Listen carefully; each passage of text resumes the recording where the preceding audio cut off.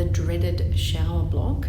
This is where I have also had another one of my experiences, but this one happened to me when I'd only been here about 6 to 8 months, and it was a very quiet night. I only had about 8 people on my tour, very cold winter's night. We came in and I got the group to do a lap around the shower block aisles, and as they did that, I stood at the back door here just waiting for them, and I let them walk around and was waiting for them to come back up the centre aisle so I could tell them a little bit of the history and what happened inside this building. And I looked to my right and I thought I'll head down and start rounding everybody up. And I looked over to my right into this particular cubicle, and I thought what I was looking at was a guest on my tour. I could see their shadow, I could see their outline. It was about my height, and I thought it was one of the guests trying to scare me, as they do sometimes. But I walked towards this shadow and was about to say something, and I got to about here and looked into the shower cubicle. I couldn't make out a face. It was just a black shadow, a silhouette. And I looked around and I went to say something, but I couldn't say anything. I went to, but no words actually could physically come out.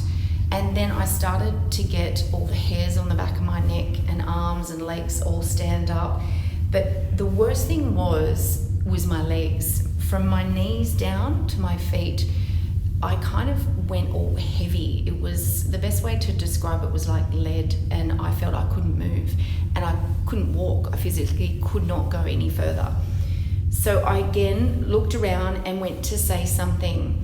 But now there was a lady on the tour who obviously could see me standing up here, and she called out to me, "Mel, is that you?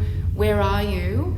And I went to say to her, "Come here and have a look at this." But again, nothing would come out. And I turned around and I could still see this shadow as clear as anything, just the whole outline of a person standing there. So I went to put my hand through to see what it was. And as my hand got through into the middle of the cubicle, it went ice cold, that travelled up my hand and up my arm. Now, by this time, the lady that was calling out my name, she was getting a lot closer towards me. And as she got closer, when my hand was in the middle of the cubicle, I could see this dark shadow move backwards slowly through the cubicle. And the shadow itself kind of pixelated. And that's the best way to describe it, and disappeared.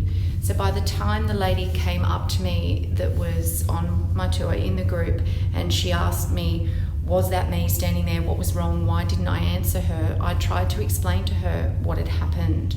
Now, I tell this story to pretty much everyone that comes on my tour, and I have had people give me an explanation of the feeling that perhaps occurred to me was kind of like sleep paralysis. Now, I've never experienced sleep paralysis, but I did feel paralyzed. I couldn't speak and I couldn't move. I was really quite frightened. I have seen this shadow now again many times. I try not to react. I try to hold back the fear, and now I acknowledge it, and I'll give a bit of a wave or just nod my head. And what is really disturbing is when other people on the tours will stand behind me and say, "What is that?" And they can see dark shadows, sometimes popping head in and out of the cubicles, but often just standing here. I would love to know who this figure was and the story behind this ghost as to why they're still stuck here.